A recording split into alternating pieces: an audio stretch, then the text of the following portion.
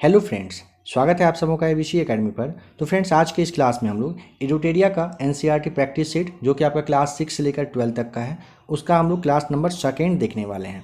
आप में से जो भी लोग नए हो आप लोग ध्यान रखिएगा, इस वाले बुक में टोटल 17 सेट दिए गए हैं, जिसमें कि 4 इतिहास का है, 4 पॉलिटी है, ज्योग्राफी है, साइंस है और एक इकोनॉमिक्स का दिया गया है। तो आज का यह जो है क्लास नंबर आप सेकेंड देख रहे हो। इसका और भी क्लास देखना हो तो आप लोग नीचे लिंक दिया गया है प्लेलिस्ट का, वहाँ से आप लोग चेक कर सकते हो।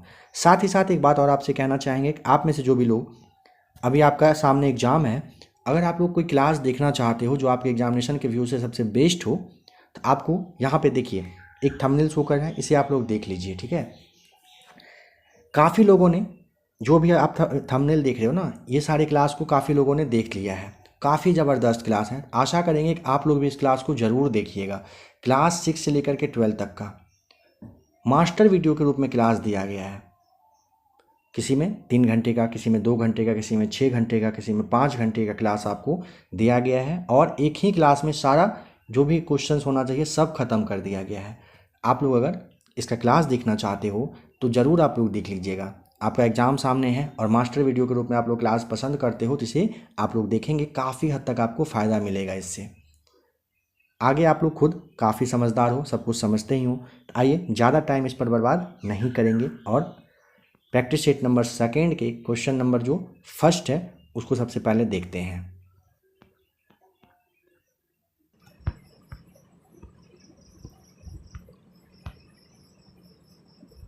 भारतीय इतिहासकारों के द्वारा वर्णित इतिहास के संबंध में निम्नलिखित कथनों पर विचार करिए और कौन सा कथन सत्य है उसे देखना है।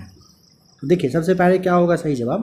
कह रहे हैं कि भारतीय इतिहास को आमतौर पर प्राचीन, मध्यकालीन तथा आधुनिक काल में बांट कर देखते हैं। ये ना अपने भारतीय इतिहासकार के बारे में बिल्कुल सही है। और कह रहा है सेकेंड वाला कि इतिहास को इन खंडों में जो बांटने की समझ है पश्चिम से आई है। बिल्कुल, क्योंकि आपको पता होगा एक व्यक्ति का नाम आपने सुना होगा, जेम्स मिल करके था, जिन्होंने कि भारत को 3 भाग में बांटा था। एक था हिंदू काल, एक था मुस्लिम काल और फिर था ब्रिटिश काल। ठीक है, तो लेकिन भारतीय इतिहासकार की बात करेंगे ये कथन बिल्कुल सही है। नंबर सी यहाँ पर टिक करेंगे। नंबर सेकेंड कह रहे हैं आधुनिक समाज की विशेषताओं में क्या सम्मिलित है। स्वतंत्रता, समानता, सामंती व्यवस्था और कह रहे लोकतंत्र। तो दोस्तों आपको पता होगा स्वतंत्रता तो है, समानता भी है, लोकतंत्र भी है, लेकिन सामंती व्यवस्था नहीं है। पहला, दूसरा, चौथा ऑप्शन नंबर यहाँ पर डी को टिक करेंगे। कह रहे हैं कि रॉबर्ट क्लाइव ने हिंदुस्तान का नक्शा तैयार करने का काम दिया था किसे। जैसा कि अच्छा, जेम्स रेनेल होगा यहाँ पर। ऑप्शन नंबर ए सही जवाब। जो भी आपको बताए थे जेम्स मिल के बारे में, तो यहाँ पे रेनेल होना है, थोड़ा सा इसे ध्यान रखिएगा। ठीक है, मिल क्यों आया था ध्यान में, बाद में कभी बताएंगे क्यों आया था। ठीक है, नेक्स्ट क्वेश्चन क्या है नंबर 4 में, वर्ष 1929 की आर्थिक महामंदी के संबंध में निम्नलिखित कथनों पर विचार करें। पहला, अमेरिकी शेयर बाजार में बड़ी मात्रा में बिकवाली के कारण आर्थिक महामंदी की शुरुआत हुई थी। सेकेंड कह रहा है कि अमेरिकी महामंदी का सबसे बड़ा जो यानी कि सबसे जो बड़ा कहिए इफेक्ट पड़ा, मतलब गंदा वाला इफेक्ट पड़ा, बुरा प्रभाव पड़ा, वो जर्मन अर्थव्यवस्था पर पड़ा। क्या सही है बताएं। बिल्कुल, दोनों कथन सत्य है। ऑप्शन नंबर सी टिक करेंगे। ठीक है, अमेरिकी शेयर बाजार में बड़ी मात्रा में बिकवाली के कारण आर्थिक महामंदी की शुरुआत होती है और अमेरिकी महामंदी का सबसे बुरा प्रभाव पूछा जाए जर्मन अर्थव्यवस्था पर पड़ा था। यह भी बिल्कुल सही है। कब आया था ध्यान है, 1929 से 32 तक चला था। कह रहे कि वर्ष 1946 में दिल्ली में हुए पुलिस हड़ताल का मुख्य कारण क्या था। तो देखिए, मुख्य कारण कम वेतन और सेकेंड हो जाएगा आपका जो खराब भोजन था, ये दोनों आया हुआ था। ठीक है, वर्ष 1946 में। ए और बी टिक करेंगे। ऑप्शन नंबर सी यहाँ पर सही जवाब है। बहादुर शाह जफर के बेटों को किस अंग्रेज अधिकारी ने गिरफ्तार किया था बताइए। तो उनका नाम था captain Hudson. Option number D बिल्कुल सही जवाब हो जाएगा। कैप्टन हडसन ने क्या किया था, बहादुर शाह जफर के बेटों को ये क्या किया था, गिरफ्तार किया था, गिरफ्तार करवाया था। नंबर 7 है वाणिज्यिक कंपनी के बारे में निम्नलिखित कथनों पर विचार करें। पहला कह रहा है कि वाणिज्यिक कंपनियों का मुख्य लक्ष्य प्रतिस्पर्धा से बचकर मुनाफा कमाना होता है। सेकेंड कह रहा है कि वे सस्ती चीज़ें खरीद कर उन्हें उच्च कीमतों पर बेच देते हैं। क्या सही होगा बताइए। आशा है कि आपको इसका जवाब पता चल गया होगा। ऑप्शन नंबर सी टिक करेंगे हम लोग, क्योंकि ना वाणिज्यिक कंपनी का मुख्य लक्ष्य होता है प्रतिस्पर्धा से बचकर मुनाफा कमाना, और वे सस्ती चीज़ को खरीद करके उन्हें उच्च कीमत पर बेचने का काम भी करती है। ऑप्शन नंबर सी बिल्कुल सही है। कह रहे बंगाल के नवाब, नाम है सिराजुद्दौला। सिराजुद्दौला और कंपनी के बीच टकराव का मुख्य कारण था क्या। तो आपको ध्यान होगा जो फरमान जारी किया गया था ना, उसमें जो वहाँ के लोकल जो कर्मचारी वगैरह होते थे वो लोग भी गलत यूज करने लगे थे उसका, तो फरमान का दुरुपयोग सही जवाब हो जाएगा। कह रहे सिराजुद्दौला के संबंध में निम्नलिखित कथनों पर विचार करिए। 1756 ईस्वी में मुर्शीद कुली खान की मृत्यु के बाद सिराजुद्दौला बंगाल का नवाब बना। सेकेंड कह रहा है कि अंग्रेज़ों और सिराजुद्दौला के बीच राजस्व को लेकर विवाद हुआ। तीसरा कह रहा है कि सिराजुद्दौला का रॉबर्ट क्लाइव के साथ 1757 ईस्वी में पलासी का युद्ध हुआ। बताइए सही जवाब यहाँ पर सत्य कथन को चुन करके क्या है।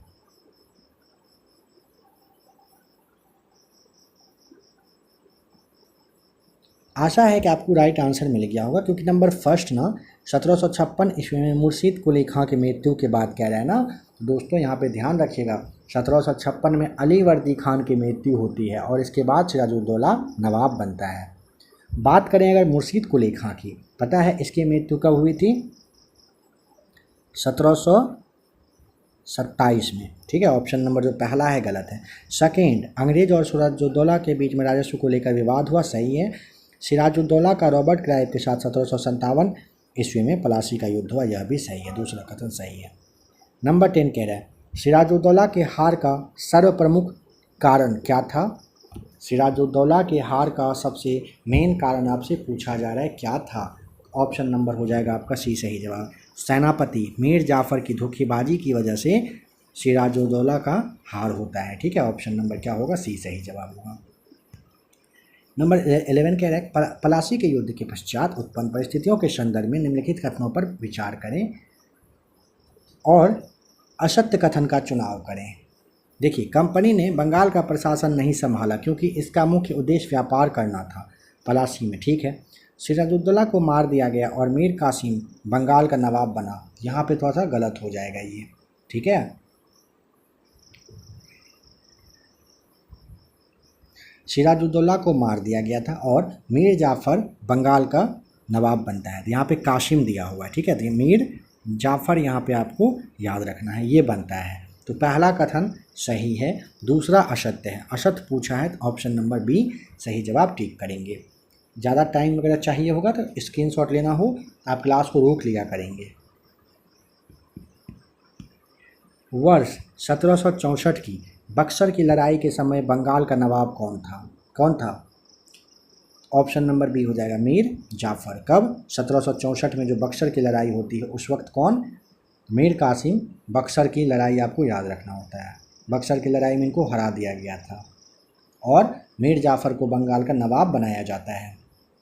नंबर 13 कह रहा है बक्सर के युद्ध के संबंध में निम्नलिखित कथनों पर विचार करिए। पहला कह रहा है बक्सर की लड़ाई केवल अंग्रेज और मीर कासिम के बीच में हुआ, क्या यह सही है। गलत है, केवल अंग्रेज और मीर कासिम के बीच क्यों होगा, है ना, ये कॉमन सेंस वाली बात है, बहुतों के बीच में हुआ था। मीर कासिम मतलब ऐसे समझिए ना, 1764 में मीर कासिम अवध के नवाब, ठीक है, और मुग़ल बादशाह जो शाह आलम द्वितीय थे और अंग्रेज़ था, इन सब के बीच में हुआ था। मतलब ये दोनों एक तरफ से और इधर अंग्रेज़ थे। ठीक है, कह रहा है कि बक्सर के युद्ध के पश्चात मुग़ल सम्राट ने कंपनी को बंगाल की दीवानी और फौजदारी अधिकार दे दिया। तो देखिए, कंपनी ना केवल दीवानी अधिकार ही लिया था और फौजदारी अधिकार जो है ना, ये ना नवाब के पास रह गया था। फौजदारी की बात करें ये वाला, ये नवाब के पास था। ठीक है, जो नवाब था ना उसके पास ये रह जाता है फौजदारी। नंबर 14 कह रहा है सहायक संधि के संदर्भ में निम्नलिखित कथन पर विचार करिए। देखिए कौन सा कथन कह रहा है सत्य है। पहला कह रहा है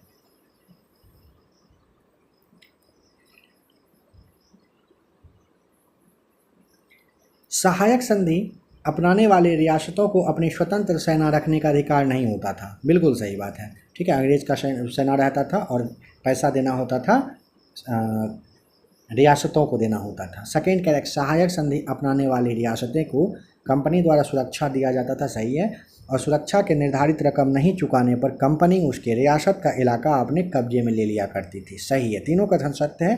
नंबर 14 का डी को टिक करेंगे। नंबर 15 कह रहा है हैदर अली की मृत्यु किस आंग्ल मैसूर युद्ध में हुई थी? हैदर अली पर आ जाइए, बताइए। तो यहाँ पे आपको याद होगा हैदर अली का शासनकाल रहा था कब से कब तक? तो 1761 से 1782 तक, ठीक है। और तो दूसरा वाला जो आंग्ल मैसूर युद्ध होता है इसी समय में हुआ था, इसे भी ध्यान रखिएगा, ठीक है। टीपू सुल्तान ने अंग्रेज़ों के खिलाफ निम्न में से कौन से कदम उठाए? पहला, 1786 ईस्वी में टीपू सुल्तान ने अपने रियासतों के अंतर्गत पड़ने वाले बंदरगाहों से चंदन की लकड़ी, काली मिर्च और इलायची का निर्यात रोक दिया। क्या ये सही है? नहीं, गलत हो जाएगा, ठीक है।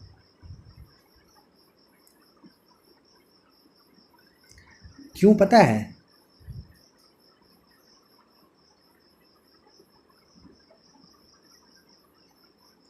क्योंकि यहाँ पे 86 ईस्वी दिया हुआ है, 1785 रहता तो सही हो जाता, ठीक है। उसने फ्रांसीसी व्यापारियों के साथ घनिष्ठ संबंध विकसित किए, सही बात है। फ्रांसीसियों की मदद से अपनी सेना का आधुनिकीकरण किया, यह भी सही है। दूसरा तीसरा सही है, ऑप्शन नंबर बी टिक करेंगे, ठीक है। देखिए वो जो होता है ना लिखने वाला पेन होता है ना, जो जिस स्क्रीन पे अभी आपके लिए क्लास तैयार कर रहे हैं, तो समझ लीजिए कि पेन जो है वो बिल्कुल मतलब मिल नहीं रहा है, ठीक है। तो राइटिंग थोड़ा बहुत अगर ऊपर नीचे हो तो मैनेज करिएगा। साथ ही साथ स्क्रीन पे आप देखिए, यहाँ पे आपको कुछ फ़ोटो दिख रहा है। अगर आपको ये वाला बुक परचेज करना हो, ठीक है, तो आप यहाँ पे ध्यान रखिएगा, व्हाट्सएप पे आप पेड ग्रुप से जुड़ सकते हो। नंबर यहाँ पे आपको दे दिया जा रहा है। बहुत सारे मित्रों का पुराने वीडियो पे कमेंट आ रहा है, तो यहाँ पे आप लोग ध्यान रखिएगा। अगर किसी को पेड ग्रुप से जोड़ना हो तो इस नंबर पे आप व्हाट्सएप पे मैसेज कर लीजिएगा। नंबर है 9576843550, ठीक है। पेड ग्रुप में अगर जोड़ना हो तो मैसेज करके आप लोग बात कर लेंगे। आइए नेक्स्ट क्वेश्चन नंबर 17 कह रहा है 1799 में टीपू के हार के परिणाम के संबंध में निम्नलिखित कथनों पर विचार करिए और सत्य कथन का चुनाव करिए। पहला, श्रीरंगपट्टनम की रक्षा करते हुए टीपू मारा गया, सही बात है, एकदम सही है। वोडियार राजवंश के हाथों में मैसूर की सत्ता सौंप दी गई, एकदम सही है, उन्हीं को दिया गया था, ठीक है। और मैसूर पर कह रहा है सहायक संधि सौंप दी गई थी, यह भी सही है। तीनों कथन दोस्तों सही है 1799 में टीपू की हार के बाद, ठीक है। नंबर 18 कह रहा है सर्वोच्चता की नीति किसके द्वारा आरंभ किया गया था? सर्वोच्चता बताइए। Lord Hastings, option number D right answer हो जाएगा यहाँ पर, सर्वोच्चता की नीति। रानी चेन्नम्मा के संबंध में निम्नलिखित कथन पर विचार करिए। पहला कह रहा है कि रानी चेन्नम्मा का संबंध कर्नाटक से है, सही है क्या? बिल्कुल सही है, कर्नाटक की थी। रानी चेन्नम्मा अंग्रेज़ों के खिलाफ अहिंसक आंदोलन करने वाली पहला शासिका, गलत हो जाएगा ये। क्यों गलत हो जाएगा? समझ ही गए होंगे आप, है ना, ये वाला गलत है। और कह रहा है 1824 में उन्हें गिरफ्तार किया गया और 1829 में जेल में ही उनकी मृत्यु हो जाती है, यह भी सही है। पहला और तीसरा कथन सही है, 19 का ऑप्शन नंबर बी टिक करेंगे। कंपनी ने सिंध पर किस वर्ष कब्जा किया? बताइए, कंपनी ने सिंध पर किया था कब? ऑप्शन नंबर सी हो जाएगा सही जवाब, वर्ष 1843 में हुआ था। लॉर्ड एलनबरो के द्वारा किया गया था, याद रखिएगा, सिंध का अधिग्रहण। सहायक संधि में मिलने वाले राज्य काफ़ी ज़्यादा इम्पॉर्टेंट है, यहाँ से सवाल नहीं आए ऐसा हो नहीं सकता है। सतारा 1848 में, संबलपुर 50, उदयपुर 52, नागपुर 53। स्क्रीनशॉट लेना हो लेकर रख लीजिएगा। अवध के अधिकरण के संबंध में निम्नलिखित कथनों पर विचार करिए, ठीक है। पहला कह रहा है कि अंग्रेज़ों ने अवध की जनता को कुशासन से आज़ाद कराने का तर्क देकर अवध का अधिग्रहण किया, ठीक है, सही बात है। अवध पर 1801 ईस्वी में सहायक संधि सौंप दी गई, सही है। जनता का अवध के नवाब से परेशान होने के और अतः उन्होंने अधिग्रहण का विरोध बड़े स्तर पर नहीं किया, कथन गलत है। सही कौन सा है, पहला और दूसरा, ऑप्शन नंबर सी टिक करेंगे।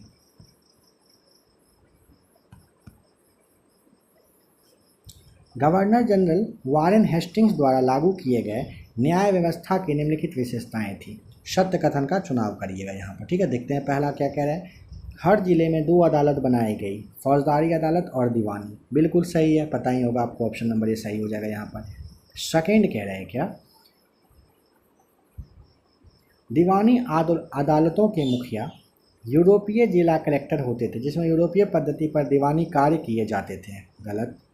फौजदारी अदालतें अभी भी काजी और मुफ्ती के अंतर्गत थी, लेकिन वह भी कलेक्टरों की निगरानी में काम करता था। एकदम सही है, पहला तीसरा सही है, ऑप्शन नंबर सेकेंड यहाँ पर गलत हो जाएगा। वारेन हेस्टिंग्स पर इंग्लैंड में महाभियोग चलाया गया था। कब, सॉरी कब नहीं, किसने, अच्छा कब का बात की है तो वो भी आपको बता दिया जा रहा है। 1785 में हुआ था और नाम था उनका एडमंड बर्ग, ठीक है। एडमंड बर्ग ने चलाया था हेस्टिंग्स पर। जिस समय बंगाल में अस्थाई बंदोबस्त लागू किया गया, उस समय बंगाल का गवर्नर जनरल था कौन, लॉर्ड कॉर्नवालिस था। Lord Cornwallis, option number B. अस्थाई बंदोबस्त के संबंध में निम्नलिखित कथनों पर विचार करिए। पहला कह रहे हैं अस्थाई बंदोबस्त का लाभ प्रारंभ में कंपनी को मिला, मगर बाद में उन्हें जमींदारों की अपेक्षा कम लाभ प्राप्त हुआ। सोचिए सही है क्या।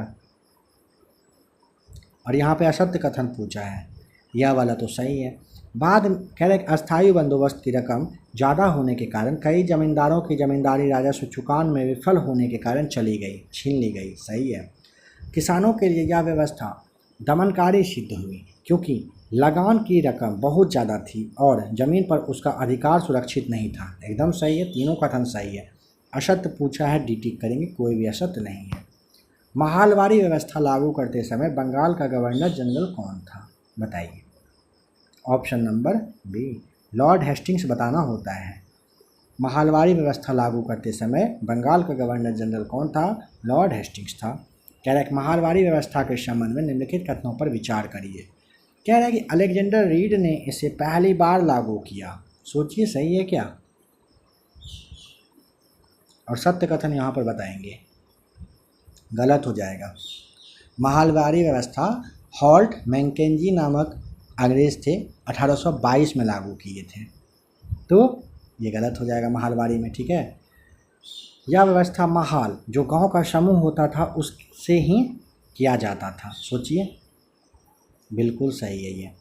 भू राजस्व की रकम निश्चित रूप से तय कर दी जाती थी, जिसको चुकता करने की जिम्मेदारी सामूहिक रूप से महाल की होती थी। सही है। एक सेकेंड, नहीं सही कैसे होगा, ये भी गलत हो जाएगा। भू राजस्व की रकम निश्चित रूप से तय कर दी जाती थी, जिसको चुकता करने की जिम्मेदारी सामूहिक रूप से महाल की होती थी। नहीं, महालवारी में वो बात नहीं था।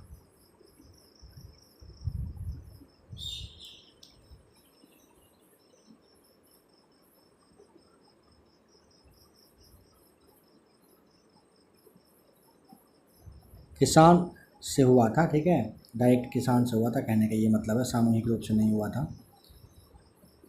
रैयतवाड़ी व्यवस्था के संबंध में निम्नलिखित कथनों पर विचार करिए। पहला और सत्य कथन बताना है। पहला, सबसे पहले कैप्टन अलेक्जेंडर रीड ने इस व्यवस्था को लागू किया रैयतवाड़ी में। सही है।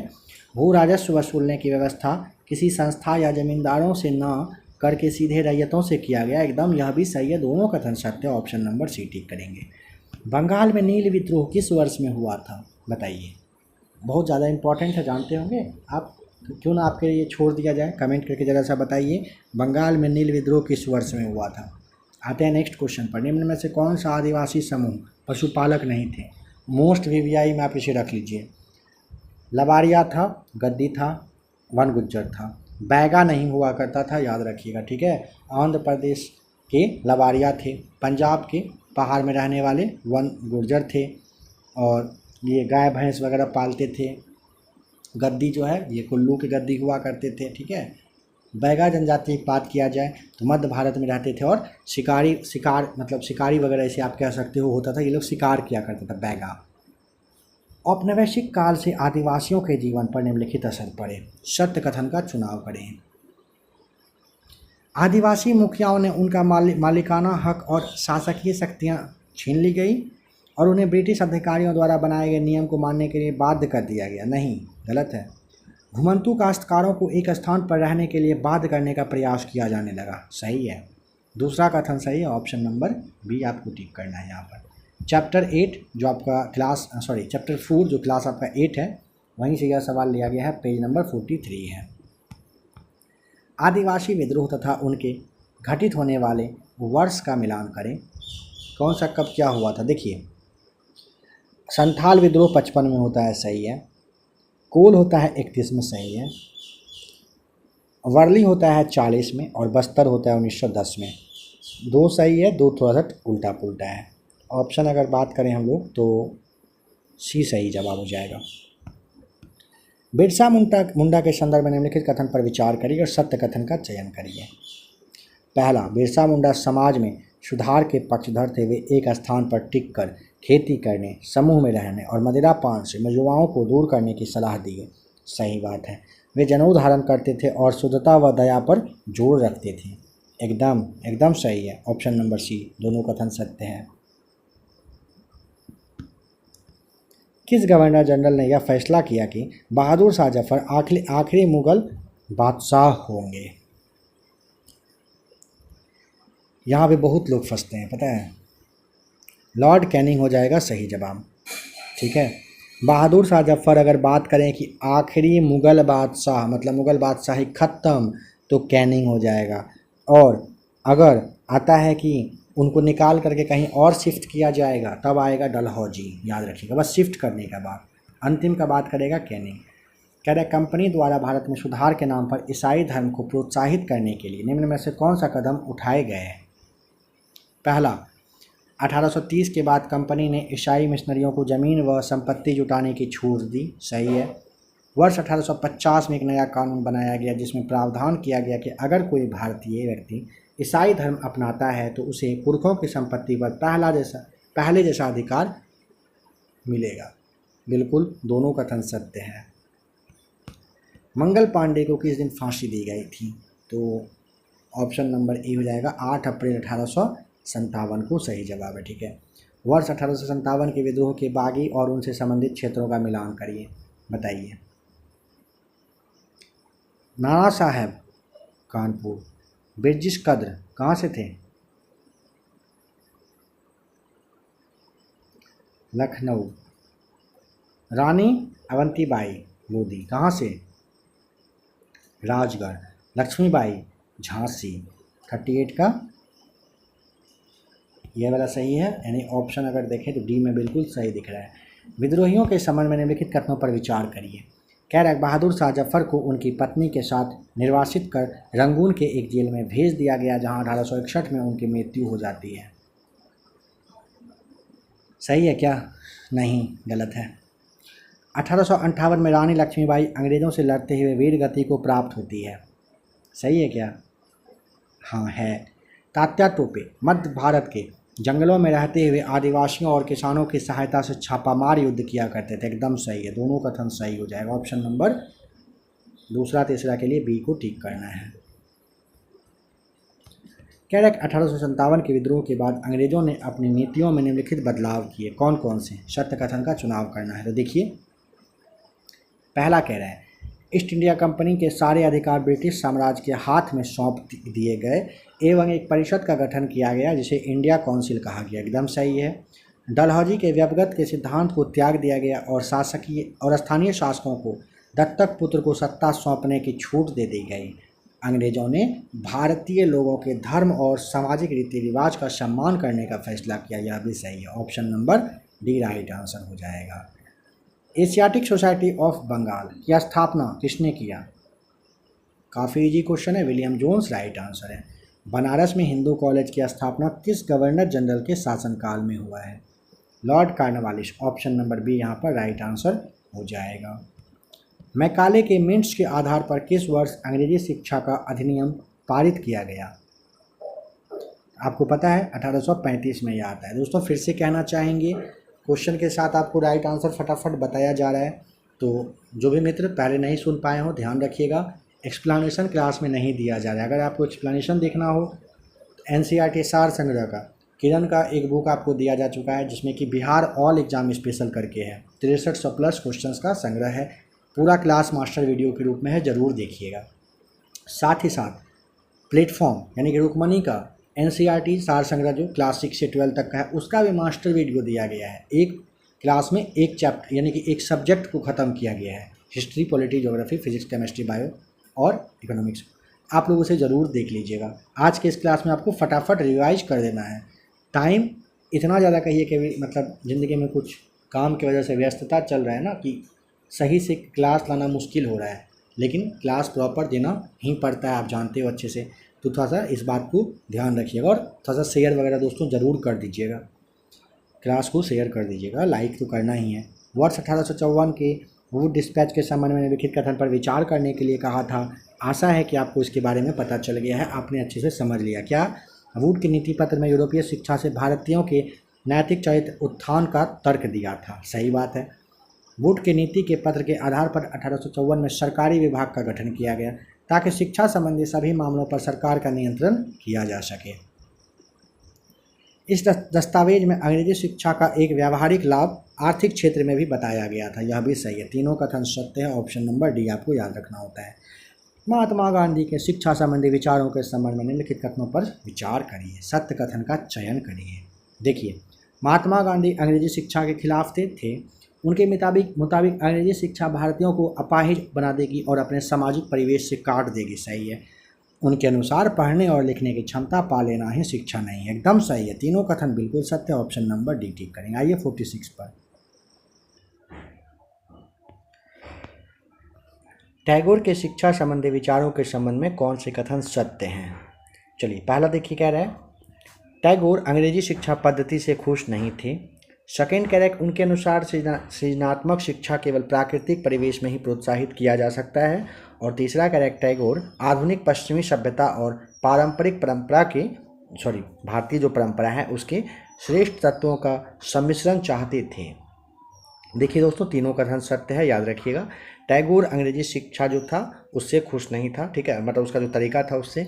उनके अनुसार सृजनात्मक शिक्षा केवल प्राकृतिक परिवेश में ही प्रोत्साहित किया जा सकता है। और तीसरा, टैगोर आधुनिक पश्चिमी सभ्यता और भारतीय परंपरा के श्रेष्ठ तत्वों का सम्मिश्रण चाहते थे। यह भी सही है। सती शब्द का क्या अर्थ होता है?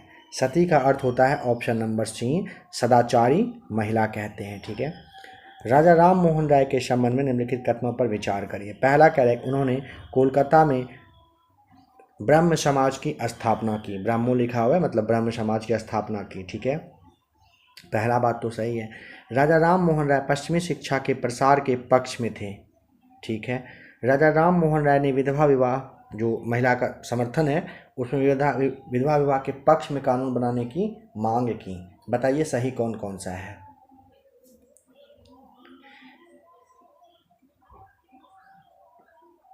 देखिए, याद है ना, विधवा विवाह किससे संबंधित रहा है?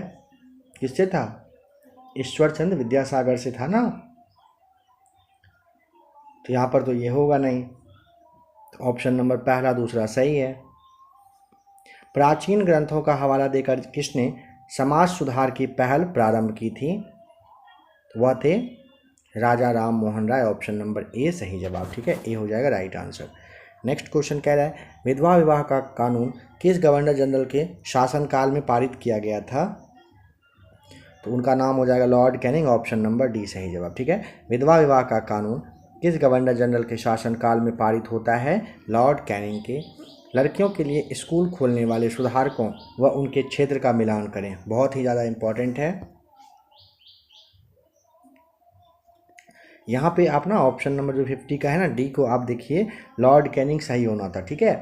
प्रसिद्ध जो सुधारक थे ईश्वरचंद्र विद्यासागर, उन्होंने विधवा विवाह के पक्ष में आपको पता है प्राचीन ग्रंथ का हवाला दिए। सरकार ने उनका यह सुझाव माना। 1856 में विधवा विवाह के पक्ष में कानून पारित होता है और उस वक्त गवर्नर जनरल लॉर्ड कैनिंग आपको बताना होता है। आप जानते ही हो 56 में वही थे। यहाँ पे आपको मैच करना है ना, तो देखिए 1 यानी कि ईश्वरचंद्र विद्यासागर कहाँ पर? कोलकाता में सक्रिय थे, ठीक है, स्कूल खोले थे। ज्योतिराव फुले महाराष्ट्र में, आर्य समाज पंजाब में, और भोपाल की बेगम लोग जो थी ये अलीगढ़ में सही जवाब हो जाएगा। ठीक है, भोपाल की बेगमों ने अलीगढ़ में लड़कियों के लिए स्कूल खोले थे। निम्नलिखित कथनों पर विचार करिए। कह रहे ताराबाई शिंदे ने स्त्री पुरुष तुलना नाम की किताब प्रकाशित की। सेकेंड कह रहे पंडिता रमाबाई ने हिंदू धर्म में उपस्थित लगभग सभी जातियों की हिंदू महिलाओं की दुर्दशा पर एक किताब लिखा है। बताइए कौन सा सही है। याद रखिएगा, ताराबाई शिंदे स्त्री पुरुष तुलना एकदम सही है। पंडिता रमाबाई ने हिंदू धर्म में उपस्थित लगभग सभी जातियों की हिंदू महिलाओं की दुर्दशा पर एक किताब लिखी। बताइए सही है क्या। देखिए, संस्कृत की महान विद्वान पंडिता रमाबाई थे। उन्होंने ना ऊंची जाति की हिंदू महिलाओं की दुर्दशा पर एक किताब लिखा था। याद रखिएगा, यहाँ पर कंफ्यूज नहीं करिएगा, ठीक है। किनके लिए, तो उच्च जाति में जो महिलाओं के साथ भेदभाव हुआ करता था ना, महिला के साथ तो सबके साथ होता था भेदभाव, लेकिन यहाँ पर आपको ध्यान रखना है कि हिंदू महिला की उच्च जाति पर। तो ये दूसरा वाला गलत है, पहला सही है, सभी पर नहीं लिखा गया था। बाल विवाह अधिनियम किस वर्ष में पारित हुआ था। बाल विवाह ऑप्शन नंबर थर्ड 1929 में। जाति उन्मूलन के लिए काम करने के लिए परमहंस मंडली का गठन किस वर्ष किया गया था। ऑप्शन नंबर बी हो जाएगा 1840 में हुआ था परमहंस मंडली का कहिए कि गठन। ठीक है। जाति सुधार आंदोलन के संबंध में निम्न कथनों पर विचार करिए। सतनामी आंदोलन की शुरुआत घासीदास ने पश्चिम भारत से किया। सेकेंड करेक्ट, पूर्वी बंगाल में हीरादास ठाकुर ने मतवा पंथ ने चांडाल काश्तकारों के साथ काम किया था। बताइए कौन कौन सा सही है, या फिर केवल एक ही कोई सही है।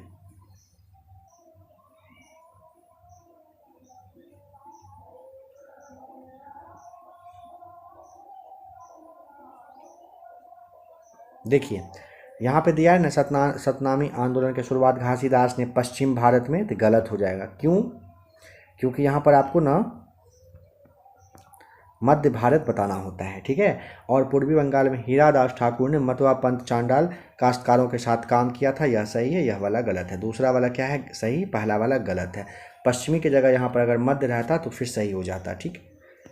ओरू जाति, ओरू मतम, ओरू देवम मनुष्यानु, यानी कि मानवता की एक जाति, एक धर्म और एक ईश्वर, यह किसका कथन है। काफ़ी फेमस कथन है, श्री नारायण गुरु के द्वारा ये बात कही गई थी। उन्होंने एक गुरु को मानने की बात की थी। गुलामगिरी पुस्तक की रचना ज्योति राव फूले ने किया था, आपको अच्छे से पता है। किस वर्ष में बताना है। 1873, ऑप्शन नंबर बी यहाँ पर बिल्कुल सही जवाब हो जाएगा। प्रार्थना समाज की स्थापना हुई थी कब। प्रार्थना समाज की स्थापना हुई थी 1867 में। कब हुआ था? 1867 में। भारत में आर्म्स एक्ट किस वर्ष में पारित किया गया था। Arms act option number B हो जाएगा। 1878 में हुआ था भारत में आर्म्स एक्ट पारित, option number B correct. Ilbert bill लागू करने के संबंध में निम्नलिखित कथनों पर विचार करिए। इल्बर्ट बिल, पहला 1883 में सरकार ने इल्बर्ट बिल लागू करने का प्रयास किया। सही है क्या? बिल्कुल सही है, नंबर पहला। सेकेंड, इस बिल के जरिए भारतीय अखबारों पर प्रतिबंध लगाने का प्रयास किया गया था। बताइए। नहीं, एल्बर्ट बिल आपको अगर याद हो तो ये वाला कथन गलत है। क्यों? क्योंकि ना ये न्यायाधीश से संबंधित था मामला। ठीक है। भारतीय न्यायाधीश भी, ब्रिटिश कहिए या फिर यूरोपीय व्यक्ति कहिए, उस पर जो मुकदमा चल रहा, मतलब मुकदमा चलाया जा सकता था। ठीक है। कोई भी जज सुन सकते थे, भारतीय जज भी सुन सकते थे। ऑप्शन ए सही है, सेकेंड गलत है, यानी कि ऑप्शन नंबर ए हो जाएगा यहाँ पर। तो कह रहे हैं कि कांग्रेस की स्थापना के संदर्भ में निम्नलिखित कथनों पर विचार करिए। ठीक है, विचार करते हैं। पहला, 1885 में देश भर के 72 प्रतिनिधियों ने मुंबई में सभा करके भारतीय राष्ट्रीय कांग्रेस की स्थापना का फैसला लिया। क्या यह सही है? बिल्कुल सही है। संगठन के प्रारंभिक नेता दादा भाई नौरोजी ब्रिटिश संसद के सदस्य रह चुके थे। सही है। सेवानिवृत्त ब्रिटिश अफसर ए ओ ह्यूम की कांग्रेस की स्थापना में महत्वपूर्ण भूमिका थी। एकदम सही है, तीसरा भी सही है। याद रखिएगा, सवाल आपसे पूछा जा सकता है पहले वाली जो कांग्रेस का बैठक हुआ था उसमें कितने लोग शामिल हुए थे, बिहार से कितने हुए थे, आपको बताना होता है। बिहार से एक भी व्यक्ति नहीं था पहले वाले में। स्वराज की मांग सबसे पहले किसने किया था? उदारवादी, गर्मपंथी क्रांतिकारी या फिर गांधीवादियों ने? राइट आंसर हो जाएगा ऑप्शन नंबर बी, गरमपंथी के द्वारा सबसे पहले स्वराज की मांग की गई थी। करेक्ट। अंग्रेजों ने बंगाल विभाजन के पीछे क्या तर्क दिया था? क्या तर्क दिया था पता है ना? प्रशासनिक सुविधा के लिए अंग्रेज के द्वारा कहा गया था कि प्रशासन करने में दिक्कत हो रहा है, लेकिन उनका आपको पता है क्या मकसद था? 1917 में घटित रूसी क्रांति से प्रमुख रूप से कौन से विचार निकलकर संपूर्ण विश्व में फैल गया? समाजवाद का विचार, ऑप्शन नंबर सी। 1917 में घटित रूसी क्रांति से प्रमुख रूप से कौन से विचार निकलकर संपूर्ण विश्व में फैला? समाजवाद का विचार। वर्ष 1919 के पश्चात राष्ट्रीय आंदोलन में जन भागीदारी बढ़ाने के निम्नलिखित कारण थे। कौन कौन से कारण थे बताना है आपको। पहला करेक्ट, प्रथम विश्व युद्ध के पश्चात महंगाई में तेजी से बढ़ोतरी होती है, जिसकी वजह से जनता त्रस्त हुआ था। सही है क्या? बिल्कुल सही है। 1917 की रूसी क्रांति, ठीक है। और तीसरा कह रहा है कि गांधी जी के सत्याग्रह और अहिंसा के विचार, एकदम सही है। तीनों कथन सत्य है। ऑप्शन नंबर यहाँ पे 65 का हम लोग डी को टिक करेंगे। कह रहे 66 में रॉलेट एक्ट के संबंध में निम्नलिखित कथनों पर विचार करिए। पहला, यह कानून अभिव्यक्ति की स्वतंत्रता जैसे मूलभूत अधिकारों पर अंकुश लगाने और पुलिस को ज़्यादा अधिकार देने के लिए लागू किया गया था। सही है क्या? बिल्कुल सही है। रॉलेट एक्ट के विरोध में शुरू किया गया रॉलेट सत्याग्रह ब्रिटिश सरकार के खिलाफ पहला अखिल भारतीय संघर्ष था। यह भी सही है क्या? बिल्कुल, यह भी सही है। दोनों कथन सत्य है। आपको सी टिक करना है यहाँ पर। असहयोग आंदोलन के संबंध में निम्नलिखित कथनों पर विचार करिए। पहला, यह खिलाफत आंदोलन के बाद प्रारंभ हुआ, फिर दोनों को एक साथ जोड़ दिया गया। पहला कह रहे। सेकेंड, असहयोग आंदोलन की मुख्य मांग स्वराज थी। तीसरा कह रहे हैं कि इसमें बड़ी मात्रा में सरकारी संस्थानों का बहिष्कार किया गया, उपाधियां लौटा दी गई और विदेशी कपड़ों की होली जलाई गई थी। बताइए क्या होगा? तो दोस्तों तीनों कथन यहाँ पर सत्य है। देख लीजिए फिर से। असहयोग आंदोलन के बारे में कह रहे हैं, यह खिलाफत आंदोलन के बाद प्रारंभ हुआ, फिर दोनों को एक साथ जोड़ दिया गया। ठीक है। असहयोग आंदोलन की मुख्य मांग स्वराज थी। इसमें बड़ी मात्रा में सरकारी संस्थानों का बहिष्कार किया गया, उपाधियां लौटा दी गई और विदेशी कपड़ों की होली भी चलाई गई थी। यह भी सही है। तीनों सत्य है। पंजाब में सिखों के अकाली आंदोलन का मुख्य उद्देश्य क्या था? बताइए। ऑप्शन नंबर बी, अकाली आंदोलन का मुख्य काम था अंग्रेजों की सहायता से गुरुद्वारा में जमे बैठे भ्रष्ट महंतों को हटाने का काम था। ये अकाली आंदोलन से संबंधित। करेक्ट। वर्ष 1929 में पारित पूर्ण स्वराज प्रस्ताव से संबंधित निम्नलिखित कथनों पर विचार करिए। सुभाष चंद्र बोस की अध्यक्षता में यह प्रस्ताव पारित किया गया था। सही है क्या? गलत हो जाएगा ना, क्योंकि नेहरू जी थे यहाँ पर, तो पहला गलत है। इस प्रस्ताव के आधार पर 26 नवंबर 1930 को पूरे देश में स्वतंत्रता दिवस मनाया गया। बताइए। सही है ना? जी नहीं, गलत है। 26 नवंबर को नहीं, 26 जनवरी को मनाया गया था 1930 में। तो यह भी कथन गलत है। भगत सिंह के संबंध में निम्नलिखित कथनों पर विचार करिए। कह रहे हैं भगत सिंह ने वर्ष 1924 में दिल्ली स्थित फिरोज शाह कोटला में हिंदुस्तान सोशलिस्ट रिपब्लिकन एसोसिएशन की स्थापना की थी। सही है क्या? भगत सिंह ने 1924 में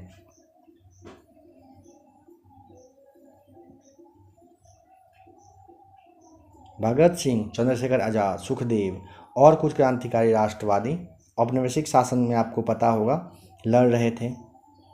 1928 में फिरोज शाह कोटला में हिंदुस्तान सोशलिस्ट रिपब्लिकन एसोसिएशन की स्थापना होती है। 24 में नहीं, गलत है ये। 17 दिसंबर 1928 को अपने साथियों के साथ सैंडर्स नामक पुलिस अफसर की हत्या की। यह सही है। और 1929 ईस्वी में केंद्रीय विधान परिषद में बम फेंका गया। यह भी सही है। दोनों कथन सत्य है, पहला को छोड़ के।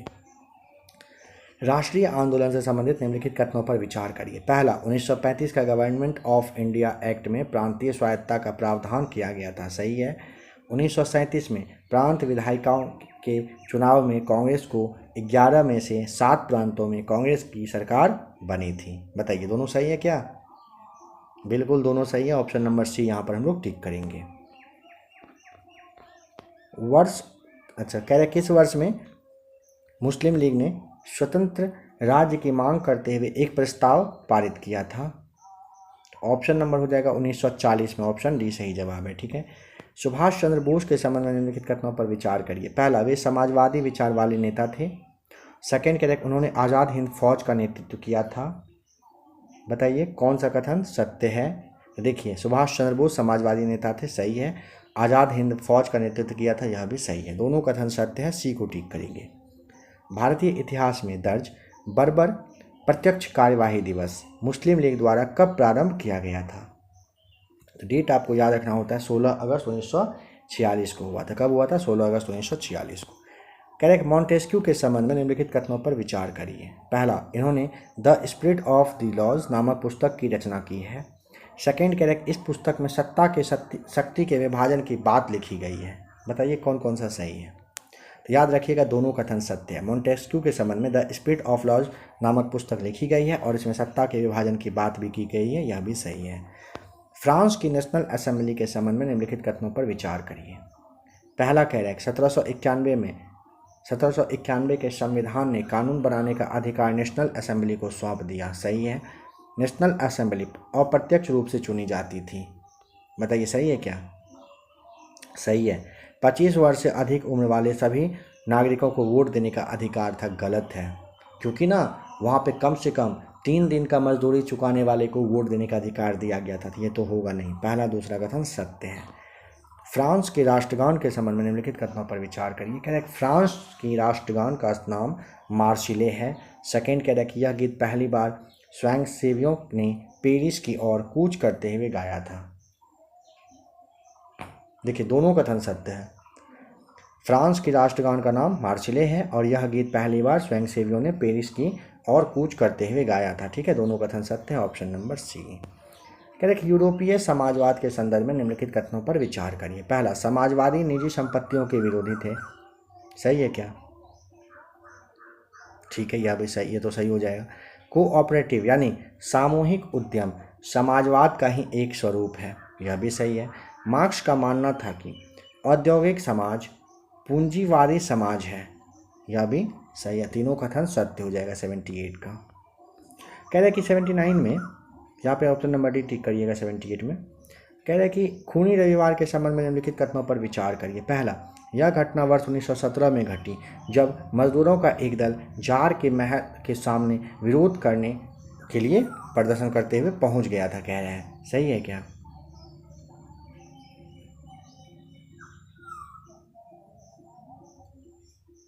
सेकेंड, मजदूर कार्य अवधि घटाकर 8 घंटे, वेतन वृद्धि और कार्य स्थिति में सुधार करने की मांग करते थे, यह तो सही हो जाएगा। ठीक है, सेकेंड वाला।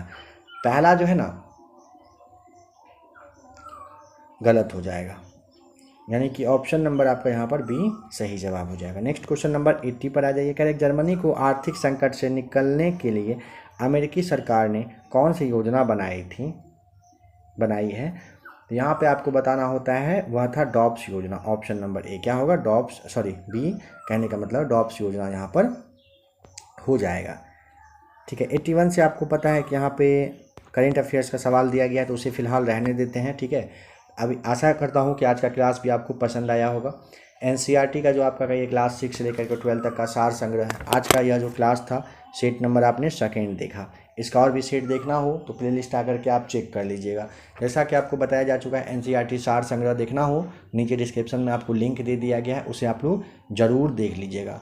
काफ़ी हद तक कहीं 3 घंटे 4 घंटे 6 घंटे का मास्टर वीडियो आपको दिया गया है, तो उसे आप ज़रूर देखिएगा। एग्जाम से पहले एक बार ज़रूर देख के रिवाइज कर लीजिएगा अच्छे से। अब आपको यहाँ पे थंबनेल शो कर रहा है, अगर आपने अभी तक इस क्लास को नहीं देखा है, टच करके अभी ही देख लीजिए।